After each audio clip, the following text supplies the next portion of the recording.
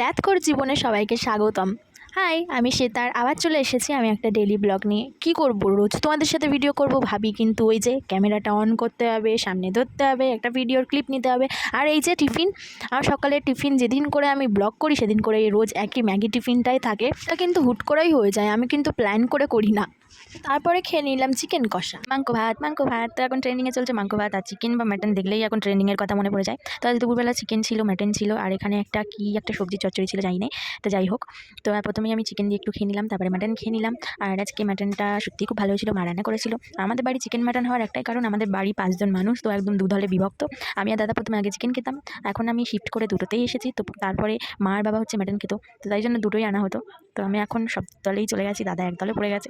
তো যাই হোক, এটা খাওয়ার পরে এখন অনেকটা ঘুম দিয়ে উঠে তারপরে সন্ধ্যেবেলা চলে গেলাম ক্লে আর্ট করতে। তো ক্লে নিয়ে খানিকক্ষণ উল্টো পাল্টা যা হোক বানাতে শুরু করে দিলাম।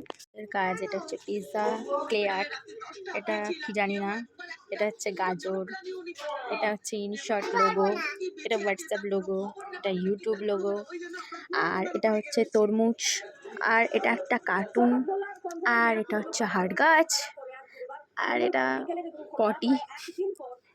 তো কেমন লাগলো সবাই জানিও।